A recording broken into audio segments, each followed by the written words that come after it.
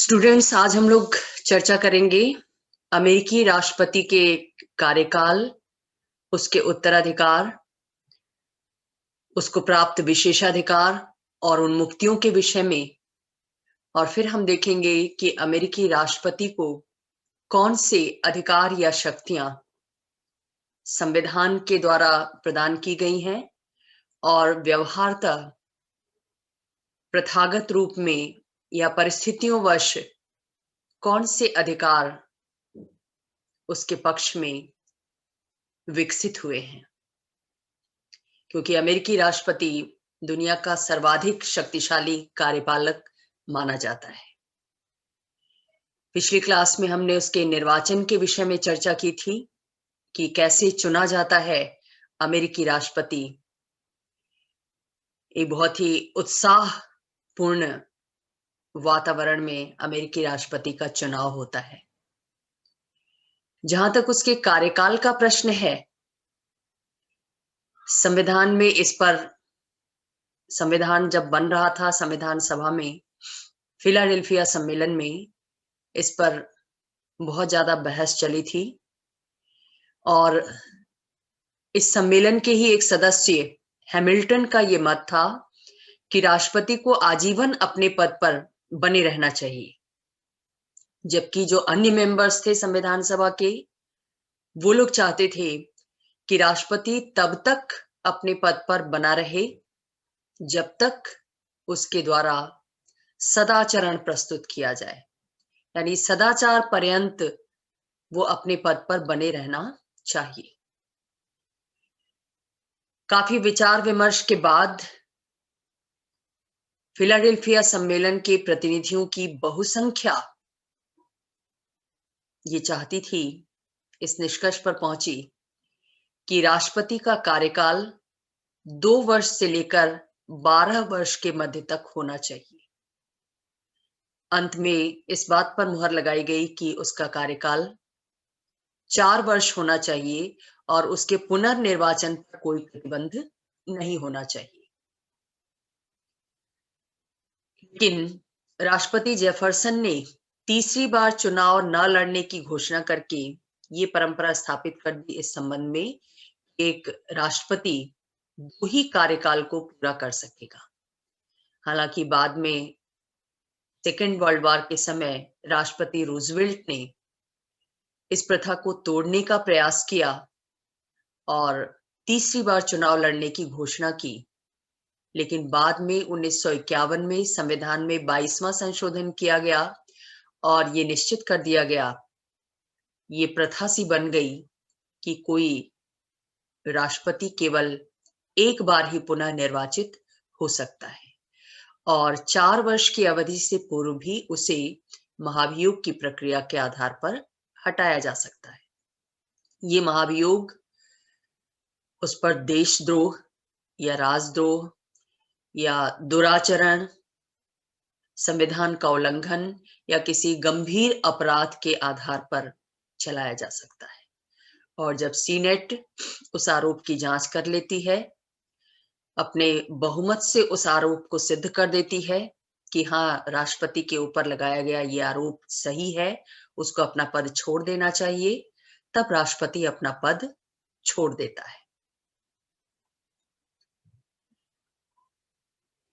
वेतन और उन्मुक्तियां राष्ट्रपति की निर्धारित की गई हैं और इस संबंध में संविधान कांग्रेस को अधिकार देता है कि वो राष्ट्रपति का वेतन और भत्ता निर्धारित कर सकती है। जब तक राष्ट्रपति अपने पद पर बना रहता है, तब तक उसके वेतन और भत्तों में कोई कटौती नहीं की जा सकती।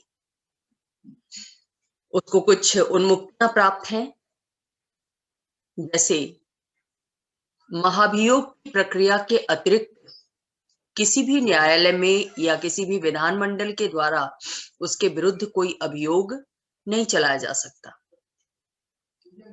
उसे किसी भी न्यायालय में गवाह के रूप में उपस्थित होने का आदेश नहीं दिया जा सकता, न ही किसी न्यायालय की मानहानि का दावा उसके विरुद्ध किया जा सकता है, उस पर किसी भी अपराध का मुकदमा नहीं चलाया जा सकता। ये विशेषाधिकार उसको प्राप्त है, ये उन्मुक्ति उसे प्राप्त है। आमतौर पर ये उन्मुक्तियां सभी राष्ट्राध्यक्षों को प्राप्त होती हैं।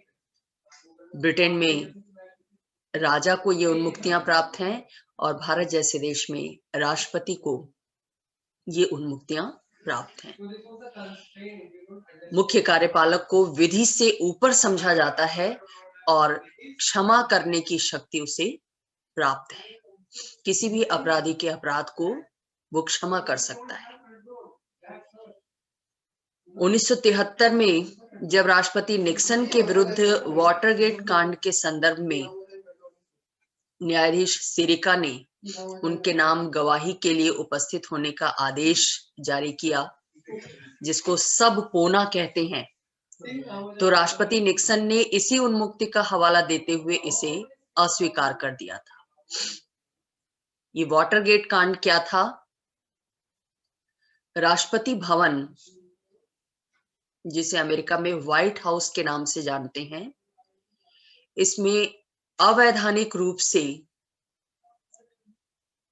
टेलीफोन की टेपिंग का काम हो रहा था। टेलीफोनिक कॉल्स को रिकॉर्ड किया जा रहा था इल्लीगल रूप में, और चूंकि ये कार्य राष्ट्रपति के निवास स्थान में हो रहा था, व्हाइट हाउस में हो रहा था, इसलिए इस कार्य के लिए राष्ट्रपति को दोषी पाया गया कि ये जो कार्य हो रहा था ये राष्ट्रपति के आदेश के अंतर्गत ही हो रहा होगा, और इसी आधार पर निक्सन के विरुद्ध महाभियोग का प्रस्ताव भी लाया गया था। जब इस कांड की जांच चल रही थी तो सर्वोच्च न्यायालय के न्यायाधीश सिरिका ने निक्सन को आदेश दिया कि वो कोर्ट में उपस्थित हों गवाही देने के लिए, लेकिन राष्ट्रपति निक्सन ने राष्ट्रपति को प्राप्त विशेषाधिकार या उन्मुक्ति का हवाला देते हुए इसको अस्वीकार कर दिया था कि राष्ट्रपति को किसी भी न्यायालय में उपस्थित होने के लिए, गवाही देने के लिए बाध्य नहीं किया जा सकता, ये उसका विशेषाधिकार है। लेकिन इस उन्मुक्ति की भी एक सीमा होती है और राष्ट्रपति इस सीमा का उल्लंघन नहीं कर सकता। वाटरगेट कांड के ही संदर्भ में जब जांच चल रही थी और व्हाइट हाउस के टेप से संबंधित जो कागजात थे, जो दस्तावेज थे, उन्हें प्राप्त करना जरूरी हो गया, तो न्यायालय ने यह आदेश दिया कि जितने भी दस्तावेज हैं वो राष्ट्रपति महाधिवक्ता को सौंप दे। राष्ट्रपति निक्सन इस आदेश की अवहेलना नहीं कर सके और उन्होंने सारे कागजात महाधिवक्ता को सौंप दिए। भले ही वो खुद कोर्ट में गवाही के लिए उपस्थित नहीं हुए, लेकिन उन्होंने सारे कागजात किसको सौंप दिए? महाधिवक्ता को सौंप दिए। ये उन्मुक्तियां या विशेषाधिकार अमेरिकी राष्ट्रपति को भी प्राप्त हैं, जो अन्य देशों के कार्यपालकों को प्राप्त होती हैं, मुख्य कार्यपालक को। अब बात आती है कि राष्ट्रपति पद का उत्तराधिकार कैसे निश्चित होगा?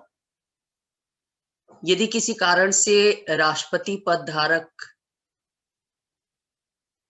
नहीं रहता है अपने पद पर, उसकी मृत्यु हो जाती है या वो त्याग पत्र दे देता है या महाभियोग की प्रक्रिया के कारण उसे अपना पद छोड़ना पड़ता है, तो ऐसी स्थिति में संविधान ये व्यवस्था करता है कि जो उपराष्ट्रपति है वो राष्ट्रपति के दायित्वों का निर्वहन शेष अवधि के लिए करेगा।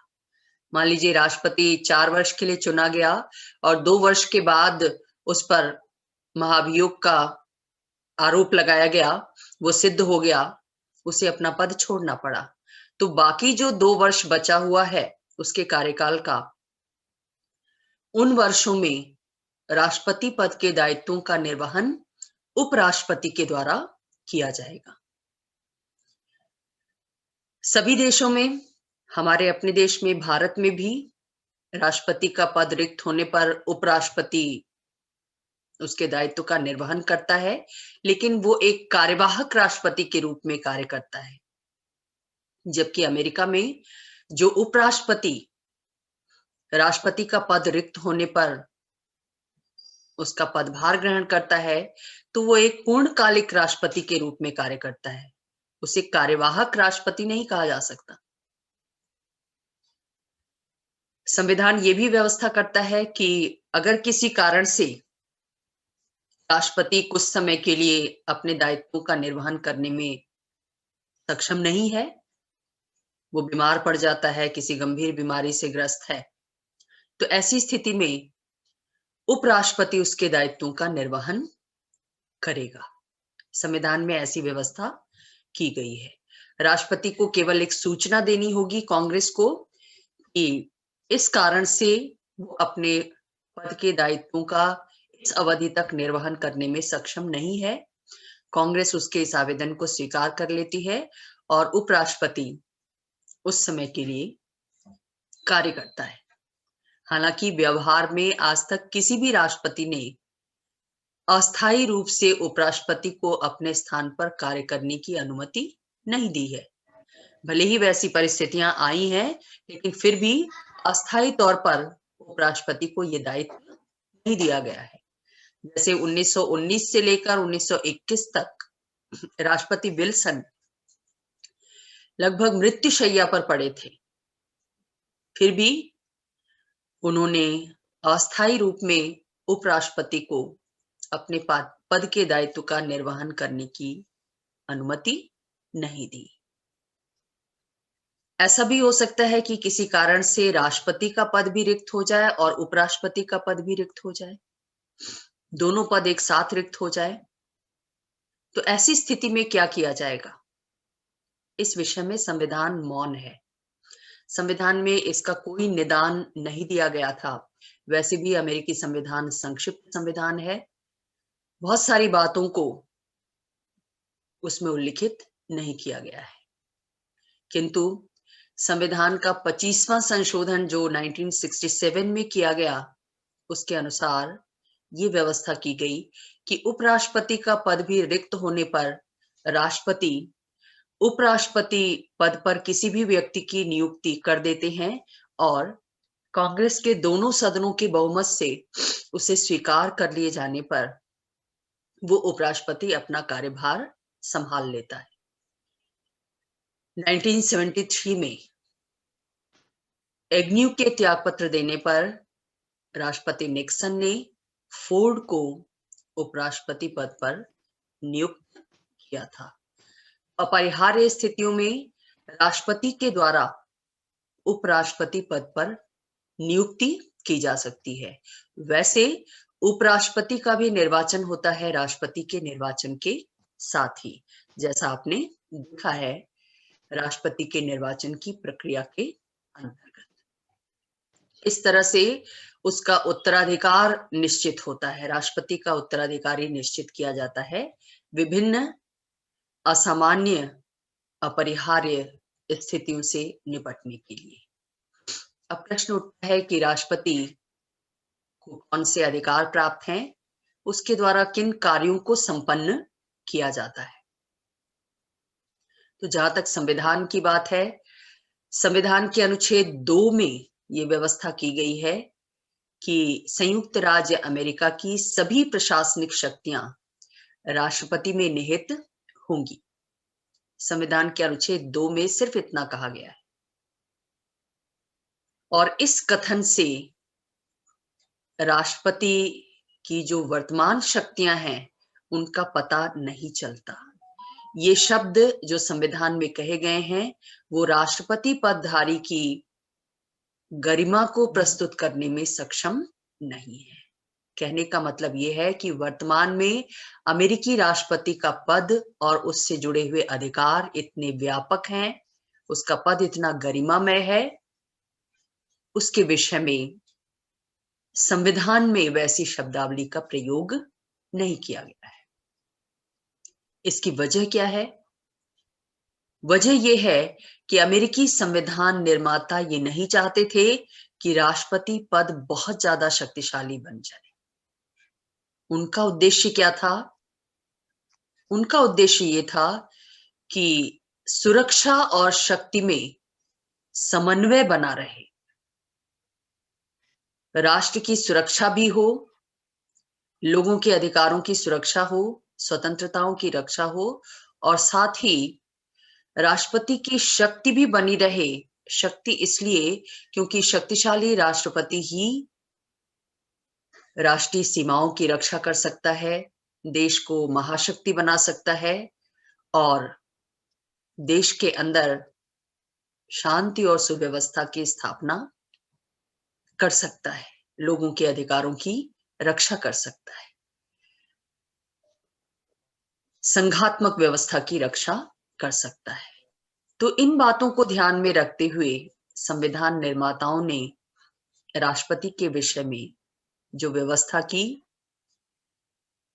वो व्यवस्था नियंत्रण और संतुलन की व्यवस्था के अनुरूप थी, शक्ति पृथक्करण की व्यवस्था के अनुरूप थी कि राष्ट्रपति शक्तिशाली तो रहे लेकिन असीमित शक्तियों का प्रयोग न कर पाए, क्योंकि जहां पर असीमित शक्तियों का प्रयोग किया जाएगा वहां पर लोगों के अधिकार और स्वतंत्रताएं सुरक्षित नहीं रहेंगी।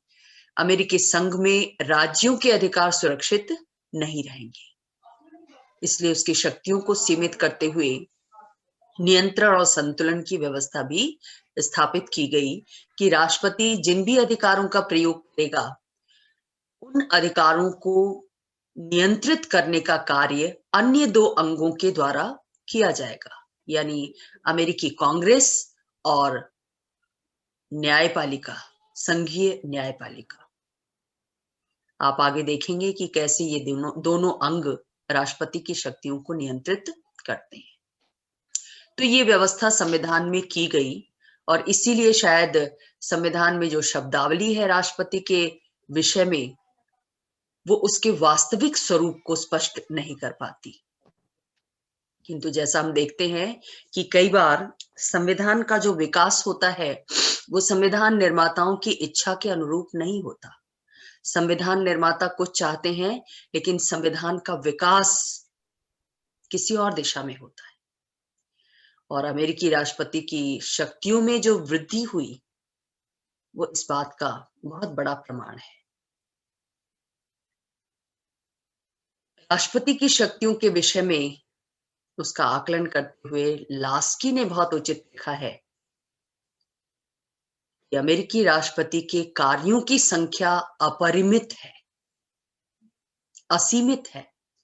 वह राज्य का सामान्य प्रमुख है, वह विधानमंडल को परामर्श देने का व्यापक स्रोत है, उसी की सलाह से कानून बनते हैं, वो प्रशासनिक निर्णय में अंतिम साधन है, यानी अंतिम निर्णय शासन के विषय में उसी के द्वारा लिया जाता है। वह राष्ट्र की विदेश नीति की अधिकृत व्याख्या करने वाला होता है। विदेश नीति का निर्धारण भी उसी के द्वारा किया जाता है।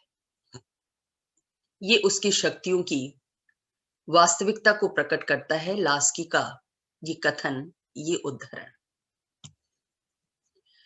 हम अगर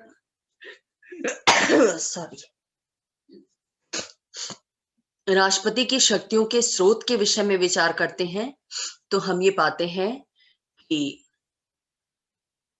संविधान और कानून उसकी शक्तियों के सबसे बड़े स्रोत हैं, प्राथमिक स्रोत हैं, क्योंकि प्रारंभिक रूप में संविधान में ही ये व्यवस्था की गई है कि राष्ट्रपति को कौन से अधिकार प्राप्त होंगे।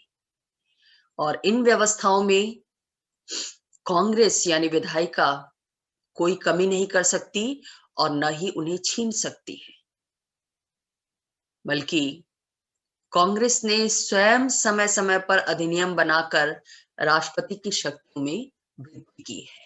तो उसकी शक्तियों का बड़ा स्रोत संविधान और कानून है। कांग्रेस ने कैसे उसकी शक्तियों में वृद्धि की?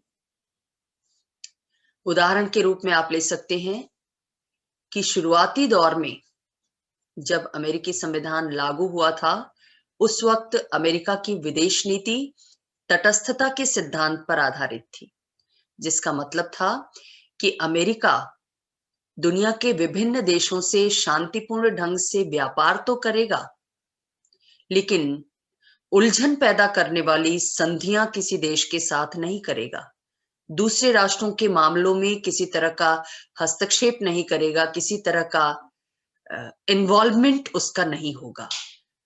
वो अंतरराष्ट्रीय जगत में होने वाले संघर्षों, लड़ाइयों, झगड़ों से पूरी तरह तटस्थ रहेगा। अमेरिकी विदेश नीति ये कहती थी। लेकिन कांग्रेस ने कानून बनाकर द्वितीय विश्व युद्ध के समय राष्ट्रपति को यह अधिकार दिया कि वो जर्मनी विरोधी मित्र राज्यों को अस्त्र शस्त्रों की सहायता दे सकता है। सेकेंड वर्ल्ड वॉर आप जानते हैं, दो शक्तियों के मध्य लड़ा गया था। एक तरफ जर्मनी, जापान, ऑस्ट्रिया जैसे साम्राज्यवादी राष्ट्र थे जिनको धुरी राष्ट्र कहते हैं, और दूसरी तरफ लोकतांत्रिक राष्ट्र थे जिनमें ब्रिटेन, फ्रांस जैसे राष्ट्र थे। अमेरिका भी एक लोकतांत्रिक देश था, इसलिए इस विश्व युद्ध में उसका समर्थन, उसकी सहायता मित्र राज्यों के साथ थी। लेकिन चूंकि अमेरिका की विदेश नीति तटस्थता के सिद्धांत पर आधारित थी, इसलिए प्रत्यक्ष रूप में उसके द्वारा इस युद्ध में भाग नहीं लिया जा सकता था। लेकिन इसके बावजूद उसने मित्र राष्ट्रों की सहायता की, उनको आर्म्स एंड एमिनिशन सप्लाई किए, अस्त्र शस्त्र प्रदान किए, ताकि वो जर्मनी के विरुद्ध युद्ध में विजय हासिल कर सके। तो इस तरह से कांग्रेस ने ऐसे कानून बनाए समय समय पर, परिस्थितियों की डिमांड को देखते हुए, कि राष्ट्रपति की शक्तियों में वृद्धि होती चली गई। 1921 के बजट और लेखा अधिनियम के अंतर्गत राष्ट्रपति को बजट तैयार करने और कांग्रेस के समक्ष प्रस्तुत करने के लिए उत्तरदायी माना गया है। यानी बजट तैयार करने की जिम्मेदारी राष्ट्रपति की है, और ये जिम्मेदारी, ये अधिकार कांग्रेस ने 1921 में कानून बनाकर राष्ट्रपति को प्रदान किया है। तो राष्ट्रपति की शक्तियों के जो महत्वपूर्ण स्रोत हैं वो है देश का संविधान, संविधान द्वारा बनाए गए कानून, और उस संविधान के अंतर्गत रहते हुए कांग्रेस के द्वारा बनाए हुए कानून। दूसरा जो महत्वपूर्ण स्रोत है राष्ट्रपति की शक्तियों का, वो है न्यायिक निर्णय। कि अमेरिकी संविधान एक छोटा सा संविधान है, 7 ही अनुच्छेद हैं। ऐसी स्थिति में कई बार संविधान के प्रावधानों के विषय में अस्पष्टता की स्थिति उत्पन्न हो जाती है। इसलिए संविधान की व्याख्या का अधिकार सर्वोच्च न्यायालय को प्रदान किया गया है कि जब भी ऐसी अस्पष्टता मौजूद हो, सर्वोच्च न्यायालय अपने निर्णयों के माध्यम से उन्हें स्पष्ट करे। सर्वोच्च न्यायालय ने विवादों की सुनवाई करते समय संविधान की व्याख्या इस रूप में की है जिससे राष्ट्रपति की शक्तियों में वृद्धि हुई है, और इस संबंध में न्यायपालिका ने निहित शक्तियों का सिद्धांत दिया है, जिसका मतलब यह है कि संविधान ने राष्ट्रपति को जो अधिकार प्रदान किए हैं वो तो उसकी शक्तियां हैं ही, लेकिन उन शक्तियों के साथ बहुत सारी शक्तियां जुड़ी हुई हैं जिनका स्पष्ट रूप से संविधान में उल्लेख नहीं है, लेकिन उन शक्तियों को पूरा करने के लिए, उन शक्तियों का उपभोग करने के लिए इन शक्तियों का होना जरूरी है। कुछ मूल शक्तियां हैं जो संविधान के द्वारा दी गई हैं, और कुछ ऐसे कार्य हैं जो उन शक्तियों के साथ जुड़े हुए हैं। तो जुड़े हुए अधिकार भी उसकी शक्तियां बन गई हैं, उसके अधिकार बन गए। जैसे उदाहरण के तौर पर आप ले सकते हैं कि संविधान ने राष्ट्रपति को क्षमा दान का अधिकार दिया है, कि राष्ट्रपति किसी भी अपराधी के अपराध को माफ कर सकता है या उसके दंड को कम कर सकता है। अगर किसी को मृत्यु दंड प्राप्त है तो उसके मृत्यु दंड को आजीवन कारावास में परिवर्तित कर सकता है, या पूरी तरह उसे समाप्त कर सकता है। किंतु संविधान में यह स्पष्ट नहीं है कि राष्ट्रपति कैसे अपराधी को क्षमादान कर सकता है। क्या उस पर अभियोग चलाया जाएगा, न्यायालय द्वारा सजा सुना दी जाएगी, उसके बाद वो माफ कर सकता है, या सजा सुनाए जाने से पहले ही या मुकदमा चलाए जाने से पहले ही किसी अपराधी को माफ कर सकता है? इस मामले में संविधान स्पष्ट नहीं था। मामला जब सर्वोच्च न्यायालय में पहुंचा तो उसने यह निर्णय दिया कि राष्ट्रपति इस अधिकार का प्रयोग अभियोग चलाए जाने से पूर्व भी कर सकता है। ये जरूरी नहीं है कि किसी अपराधी के विरुद्ध जब न्यायालय में मुकदमा चलाया जाए उसके बाद ही राष्ट्रपति उसे माफ करे। वो चाहे तो उससे पहले भी उसको माफी प्रदान कर सकता है, उसको क्षमादान दे सकता है।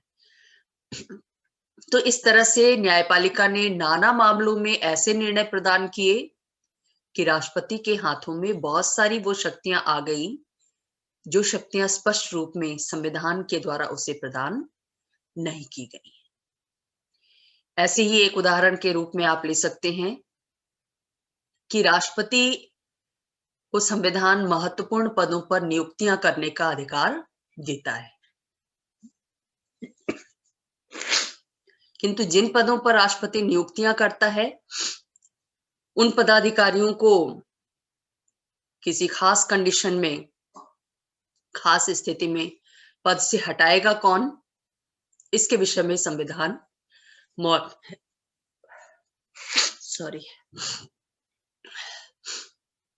बीच में सीनेट ने इच्छा जाहिर की कि राष्ट्रपति जब नियुक्तियां करता है तो उस समय सीनेट से सलाह लेता है।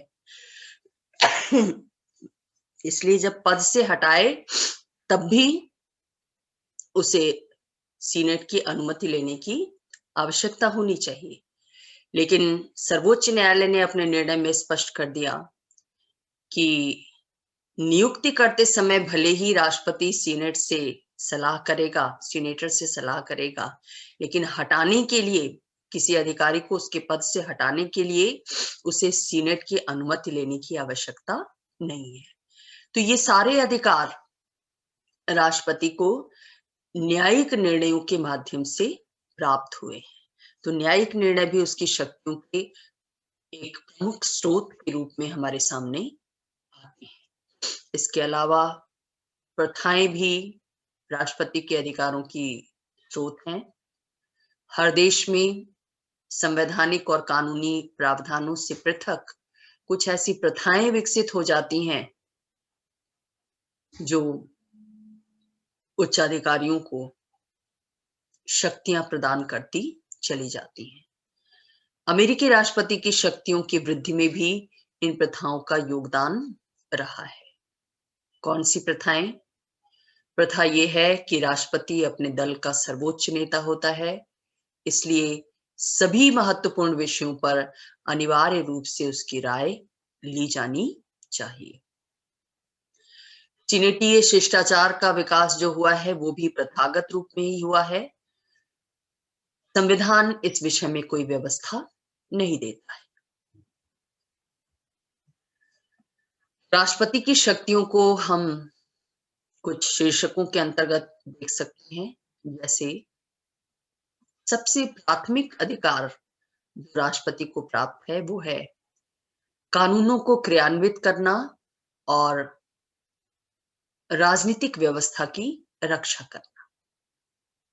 चूंकि राष्ट्रपति कार्यपालिका का प्रधान है, मुख्य कार्यपालक अधिकारी है, इसलिए उसकी प्राथमिक ड्यूटी ये बनती है कि वो संविधान के कानूनों को या संविधान के प्रावधानों के अधीन कांग्रेस द्वारा निर्मित कानूनों को पूरे देश में लागू करे। जिम्मेदारी उसकी है। अपना पद जब ग्रहण करता है तो संविधान की सुरक्षा की शपथ लेता है, और संविधान की सुरक्षा की शपथ में ये बात शामिल होती है कि संविधान के आधार पर जो प्रशासन व्यवस्था निर्मित की गई है, जो राजनीतिक व्यवस्था निर्मित की गई है, उसकी रक्षा भी राष्ट्रपति के द्वारा की जाए। जहां तक कानूनों के क्रियान्वयन की बात है, इस कार्य में राष्ट्रपति की सहायता देश के महाधिवक्ता के द्वारा की जाती है और उसके माध्यम से राष्ट्रपति यह सुनिश्चित करता है कि पूरे देश में कानूनों का समुचित ढंग से पालन हो रहा है या नहीं हो रहा है। अमेरिकी संघ के विभिन्न राज्यों में संघीय कानूनों का पालन किया जा रहा है या नहीं किया जा रहा है। अगर उसे ऐसा लगता है कि किसी राज्य में संघीय कानूनों का पालन नहीं किया जा रहा है, तो उसका पालन सुनिश्चित कराने के लिए वो उस राज्य में सेना का प्रयोग भी कर सकता है। ये विशेषाधिकार उसको प्राप्त है। जैसे 1957 में जब राष्ट्रपति आइजनहावर इस पद पर थे, तो उन्होंने संघीय न्यायालय के एक आदेश का पालन कराने के लिए राष्ट्रपति को उन्होंने सैन्य टुकड़ियों को भेजा था, उसका प्रयोग किया था। आप ये कह सकते हैं कि संघीय न्यायालय के आदेश का पालन कराने के लिए क्यों? क्योंकि न्यायपालिका का निर्णय भी कानून के रूप में मान्य होता है, उसका आदेश कानून के रूप में मान्य होता है, इसलिए उन आदेशों का क्रियान्वयन कराना भी राष्ट्रपति की जिम्मेदारी है। साथ ही वो देखता है कि पूरे देश में शांति और सुव्यवस्था बनी रहे, लोग अपने अधिकारों का शांतिपूर्वक प्रयोग कर सकें, ऐसी स्थितियां बनी रहें। तो जब कभी भी उसे ऐसा लगता है कि देश के किसी भी भाग में अशांति की स्थिति उत्पन्न हो रही है या आंतरिक विद्रोह की स्थिति बन रही है, गृह युद्ध की स्थिति बन रही है या किसी भाग पर विदेशी आक्रमण हुआ है, तो ऐसी स्थिति में उस भाग की सुरक्षा के लिए वो सेना का प्रयोग कर सकता है, सैनिक हस्तक्षेप कर सकता है। अमेरिकी संविधान अमेरिका में गणतंत्रीय सरकार की स्थापना करता है, इसलिए वो ये भी देखता है कि विभिन्न राज्यों की सरकारें इस गणतंत्रीय व्यवस्था के अनुरूप आचरण करें। अगर ऐसा नहीं होता है तो वहां भी उसके द्वारा हस्तक्षेप किया जा सकता है। जब कभी भी उसे ऐसा लगता है कि किसी भी राज्य में संघीय कानून का पालन नहीं किया जा रहा है या राष्ट्रीय संपत्ति की सुरक्षा नहीं हो रही है या किसी कारण से अंतर्राज्यीय व्यापार में बाधा पहुंच रही है, तो भी बिना किसी राज्य की ओर से किसी आवेदन की प्रतीक्षा किए वहां सेना भेज सकता है। 1894 में जब शिकागो में मैन हड़ताल चल रही थी, वहां पर डाक सेवा रोक दी गई थी, अंतर्राज्यीय व्यापार में रुकावटें उत्पन्न हो रही थी। तो ऐसी स्थिति में राष्ट्रपति क्लीवलैंड ने इलिनॉइस राज्य के गवर्नर के विरोध के बावजूद वहां सेना भेजी थी। यानी राष्ट्रपति का यह अधिकार इतना महत्वपूर्ण है कि वो विरोध को झेलते हुए भी इस दायित्व को पूरा करने के लिए, लॉ एंड ऑर्डर को मेंटेन करने के लिए, संविधान की रक्षा के लिए, संवैधानिक प्रावधानों को लागू करने के लिए सैनिक हस्तक्षेप कर सकता है। दूसरा जो महत्वपूर्ण अधिकार संविधान ने उसे प्रदान किया है वो है विभिन्न महत्वपूर्ण पदों पर नियुक्तियां करने और उन पदाधिकारियों को पद से हटाने का अधिकार। पूरे देश में लॉ एंड ऑर्डर मेंटेन करना, कानूनों का क्रियान्वयन सुनिश्चित करना छोटा कार्य नहीं है और ये कार्य राष्ट्रपति अकेले नहीं कर सकता। इसके लिए उसे विभिन्न अधिकारियों और कार्मिकों की सहायता की जरूरत पड़ती है और यही वजह है कि संविधान उसे महत्वपूर्ण पदों पर, सार्वजनिक पदों पर नियुक्तियां करने का अधिकार देता है। वो किसकी नियुक्तियां करता है? मंत्रिमंडल के सदस्यों की। विभिन्न जो परिषदें हैं, जो प्रशासनिक अधिकरण हैं, संस्थान हैं, जो सार्वजनिक कार्यालय हैं, आयोग हैं, उनके सदस्यों को वो नियुक्त करता है। तीनों सशस्त्र सेनाओं के अधिकारियों को, जल थल और नभ सेना के अधिकारियों को उसी के द्वारा नियुक्ति प्रदान की जाती है। डाकपाल सर्वोच्च न्यायालय और अन्य न्यायालय के न्यायाधीशों को वो नियुक्त करता है। दूसरे देशों में अमेरिका के राजदूतों की नियुक्ति उसके द्वारा की जाती है। अटॉर्नी जनरल उसके द्वारा नियुक्त होता है और अन्य अधिकारियों की नियुक्ति भी उसके द्वारा की जाती है। राष्ट्रपति जो नियुक्तियां करता है वो दो तरह की होती हैं। पहली नियुक्तियां उच्च पदों से संबंधित होती हैं और उच्च पदों पर नियुक्तियां करते समय राष्ट्रपति संबंधित राज्य के सीनेटर से सलाह अवश्य करता है। सीनेट कांग्रेस का दूसरा सदन है जहां पर हर राज्य से 2 प्रतिनिधि चुनकर जाते हैं। इन प्रतिनिधियों को सीनेटर्स कहते हैं। तो राष्ट्रपति अगर किसी भी राज्य में कोई नियुक्ति कर रहा है तो उसके लिए जरूरी हो जाता है कि उस राज्य से सीनेट में चुनकर जो सीनेटर आए हैं उनसे वो सलाह मशविरा कर ले। इसको सीनेटी शिष्टाचार कहते हैं। अगर राष्ट्रपति इस सीनेटीय शिष्टाचार का पालन नहीं करता तो हो सकता है कि कांग्रेस के द्वारा, सीनेट के द्वारा उसके द्वारा की गई नियुक्तियों को खारिज कर दिया जाए, क्योंकि राष्ट्रपति जो भी नियुक्तियां करता है वो नियुक्तियां तभी मान्य होती हैं जब सीनेट अपने सामान्य बहुमत से उनको स्वीकृति प्रदान कर देती है। जब तक सीनेट स्वीकार नहीं करती तब तक वो नियुक्तियां मान्य नहीं होती। इसलिए राष्ट्रपति इन नियुक्तियों के लिए किस पर निर्भर है? सीनेट के ऊपर निर्भर है, कांग्रेस के ऊपर निर्भर है। दूसरे वो छोटे पद होते हैं जिन पदों पर भी राष्ट्रपति के द्वारा नियुक्तियां की जाती हैं, लेकिन वो नियुक्तियां कैसे होंगी उसकी विधि कांग्रेस के द्वारा निश्चित की जाती है। तो आप देख रहे हैं कि नियंत्रण और संतुलन की व्यवस्था यहाँ किस तरह से कार्य कर रही है। संविधान ने नियुक्तियां करने का अधिकार राष्ट्रपति को दिया है, लेकिन उस पर प्रतिबंध किसका लगा दिया है? कांग्रेस का, विधायिका का लगा दिया है कि जब तक विधायिका उनको पुष्टि प्रदान नहीं करेगी, उनको मान्यता प्रदान नहीं करेगी, तब तक वो नियुक्तियां मान्य नहीं होंगी। कांग्रेस राष्ट्रपति द्वारा की गई नियुक्तियों पर कोई ऑब्जेक्शन न करे, उन्हें मान ले, इसके लिए एक परंपरा विकसित हो गई है जिसको सीनेटीय शिष्टाचार कहते हैं। राष्ट्रपति जिस भी राज्य में नियुक्तियां करता है उस राज्य के सीनेटर से पहले ही सलाह मशविरा कर लेता है कि हम आपके राज्य में इन पदों पर ये नियुक्तियां कर रहे हैं, ताकि कांग्रेस के द्वारा उन नियुक्तियों को खारिज ना किया जाए।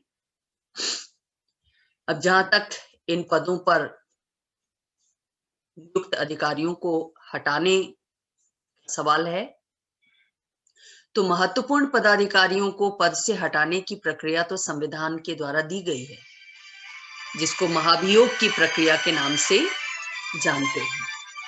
इस प्रक्रिया के अनुसार कोई भी उच्च पदाधिकारी, चाहे वो सर्वोच्च न्यायालय का न्यायाधीश हो, राष्ट्रपति हो, उपराष्ट्रपति हो, उसके विरुद्ध अगर देशद्रोह का आरोप है, उसने रिश्वतखोरी की है या अन्य कोई अपराध किया है, तो कांग्रेस में महाभियोग की प्रक्रिया चलाई जा सकती है, महाभियोग का आरोप लगाया जा सकता है और वो आरोप अगर बहुमत से स्वीकृत हो जाता है, एक सदन आरोप लगाता है, प्रतिनिधि सभा आरोप लगाती है और सीनेट उन आरोपों की जांच करती है। अंत में 2/3 बहुमत से जब वो स्वीकृत हो जाता है तो संबंधित पदाधिकारी को अपना पद छोड़ना पड़ता है। लेकिन ये प्रक्रिया उच्च पदों के लिए है। बहुत से ऐसे पद होते हैं और बहुत से ऐसे अधिकारी होते हैं जो इन अपराधों में से कोई अपराध न करते हों, लेकिन फिर भी अपने दायित्व का निर्वहन सही ढंग से न करते, उसमें अक्षम हो, तो ऐसे पदाधिकारियों को भी अपने पद पर बने रहने का कोई अधिकार नहीं है। लेकिन इन पदाधिकारियों को कैसे हटाया जाए, इस विषय में संविधान में कुछ भी नहीं कहा गया है। प्रथा ये विकसित हुई ऐसी स्थिति में कि जो इन पदों पर नियुक्तियां करता है, उसे ही उस पद से हटाने का अधिकार होना चाहिए। निश्चित रूप से राष्ट्रपति के द्वारा जो नियुक्तियां की जाती हैं, उन नियुक्तियों, उन पदों से पदाधिकारियों को हटाने का अधिकार भी राष्ट्रपति का ही होता है।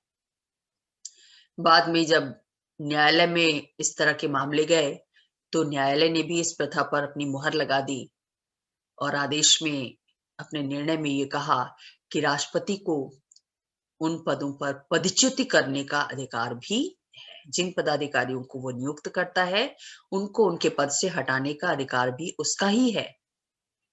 और सबसे बड़ी बात यह है कि राष्ट्रपति जब इन पदाधिकारियों को पद से हटाएगा, तो उसे सीनेट की स्वीकृति लेने की, कांग्रेस की स्वीकृति लेने की जरूरत नहीं होगी। ये बात न्यायालय ने पूरी तरह स्पष्ट कर दी। तो इस तरह से राष्ट्रपति कानून और व्यवस्था को बनाए रखने के लिए और उस कार्य को संपन्न करने के लिए विभिन्न पदों पर नियुक्तियां और पदच्युति करने का अधिकार रखता है।